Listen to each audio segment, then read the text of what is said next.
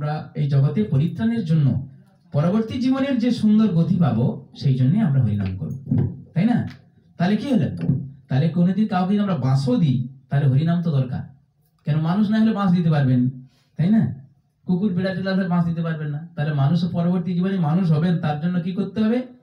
হরিনাম করতে হবে। দুষ্ট হোক কি ভালো হোক, ভগবান বলছে আমি তাদের কি তাদের আমি স্বাধীনতায় কখনো হস্তক্ষেপ করবো না, আমি তাদের জন্ম দিয়েছি, হস্তক্ষেপ করবো না, আমি তাদের পরবর্তী জীবনে কি এই ব্যবস্থা করে রাখবো। বুঝে গেছে? যাই হোক, আবার কালকে আমাদের একাদশী আছে। একাদশী, এই একাদশী আমরা এখানে যারা আছেন সবাই প্রায় নিরাম খাচ্ছেন, তাদের আর নিরাম করতে হবে না। যারা নিরাম খাচ্ছেন আর যারা নিরাম খাচ্ছে না তারা একাদশী করবেন, ঠিক আছে? আর তারা নিরামটা করে আজকে নিরাম করবেন, কালকে একাদশী। আর কালকে একাদশীতে আমাদের উদ্দেশ্য 5 দিন তুলসী চয়ন করতে নেই, তুলসী 5 দিন। এখানে যারা আছেন এবং মাইকের শব্দ যেখান থেকে শোনা যাচ্ছে সেখান থেকেই আপনারা জানুন ভালো করে। এখানে আসার উদ্দেশ্য এইগুলি, কিছু কিছু পরিবর্তন করার চেষ্টা করুন, যে 5 দিন তুলসী তুলো তিনি। আমি যেন জানি যে আমার কাছে যারা এসেছেন তারা যেন এই 5 দিন যেন তুলসী তুলে। আজকে তুলসী তোলা হবে, কালকে তোলা যাবে না। একাদশী দিন তুলতে নেই, না একাদশী দিন 5টা দিন কোন কোন দিন দেখুন, একাদশী দিন তুলতে নেই। দ্বাদশী দিন মানে একাদশীর পরের দিন দ্বাদশী, যেটা আমরা করছি কালকে যেটা হবে সেটা একাদশী যুক্ত দ্বাদশী আমাদেরটা, তাই সেই জন্য কালকেটাই দ্বাদশী হয়ে যাচ্ছে, আমাদের তুলসী তুলতে নেই। শাস্ত্রে বর্ণনা আছে দ্বাদশী দিন, একাদশী দিন তুলতে আছে, দ্বাদশী দিন তুলতে নেই, ঠিক আছে? তাহলে দ্বাদশী পূর্ণিমা দিন মায়ের কিন্তু তুলসী তুলেন, অপরাধ হয়ে যাচ্ছে। কিন্তু যতই কলা দেন, যতই চিড়া দেন, যতই গুড় দেন, যত দামি দামি ফল দেন, ভগবান কিন্তু গ্রহণ করবে না। পূর্ণিমা দিন তুলসী কখনো তুলবেন না, যদি তুলেন অপরাধ, মানে যার পুজো করছেন তার গলা কেটে দিচ্ছেন, খেতে পারবে প্রসাদ? এরকম যদি বারে বারে গলা কাটেন সে কি আর প্রসাদ খাবে?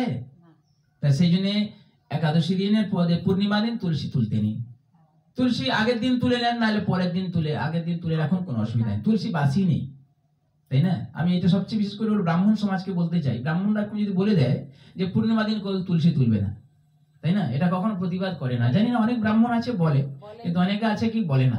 যারা বলে না তারা হচ্ছে জ্ঞান পাপী, নিজেও পাপ করছে, অপরকেও পাপ করাচ্ছেন, তাই না? আমরা তো জানতাম না, শাস্ত্র বইতে শাস্ত্র অধ্যয়ন করে শাস্ত্রের জন্য আপনাদেরকে বলতে হল। তাহলে কোন দিন তুলসী তুলতে নেই? দ্বাদশীতে তুলতে নেই। ভালো করে দিনগুলো মনে রাখুন, দ্বাদশী তুলতে নেই, পূর্ণিমা দিন তুলসী নেই, দুটো মনে রাখলো, দ্বাদশী পূর্ণিমা। আর কোন দিন? অমাবস্যায় তুলসী তুলতে নেই, অমাবস্যা।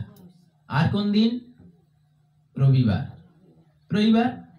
দিন তুলসী তুলে, ছুটির দিন রবিবার দিন তুলসী তুলে, শাস্ত্রের প্রত্যেকটা ব্যাখ্যা রয়েছে। আর একদিন তুলসী তুলতে নেই, সেটা কোন দিন? সংক্রান্তি দিন, তাই না?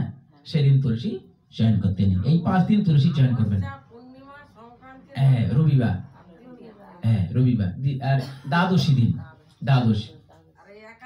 আর আমরা যে একাদশী করি শাস্ত্র মতে অনেকে পাঁজি ধরে করেন, এটা পাঁজি ধরে আমরা আগেও করতাম, আমাদের বাবা মা করতেন, সেগুলো কি ভুল সিদ্ধান্ত। কেন না, তখন গ্রন্থ ছিল মা, গ্রন্থ পড়ার মতো যে এত পড়াশোনা দরকার সেটা কিন্তু আমরা জানতাম না, তাই না? তখনকার দিনে মানুষ ক্লাস 3-4 পর্যন্ত পড়াশোনা করে তারা গ্রন্থ পড়েছে, তারা হরি কথা বলতেন, বেশি তো পড়াশোনা করে না, ঠিক না ভুল? তখনকার দিনে মানুষ খেতে পায় না, সেইভাবে তাদের গ্রন্থ ছিল, ভগবানের নির্দেশিত গ্রন্থ তখনও ছিল, এখনো আছে।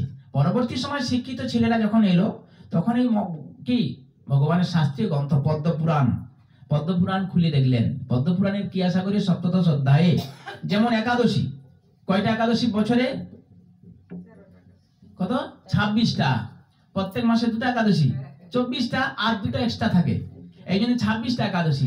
এই 26টা একাদশীর মধ্যে ভগবান বললেন সব একাদশী করতে বলেছেন, আর ভীমকে বলেছেন তুমি একটা করলে হবে, সেটা করতেন না।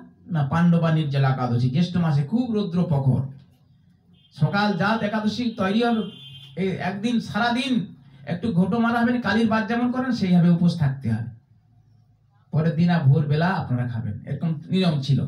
তাকে একটা বলেছেন।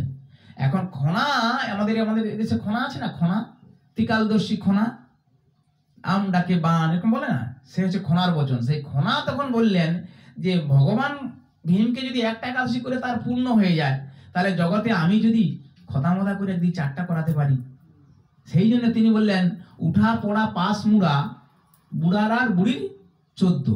উঠা পড়া মানে, উঠা মানে উত্থান একাদশী, পড়া মানে পার্শ্ব একাদশী, তাই না? উঠা পড়া পার্শ্ব একাদশী, উঠা পড়া পাঁচমুড়া, আর একটা কি ভৈমী একাদশী, আর একটা, এই 4টা একাদশী খনা করলেন ভগবান, কিন্তু বলে না।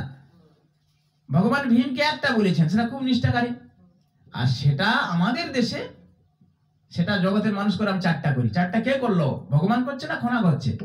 এখন খনার কথা শুনছি।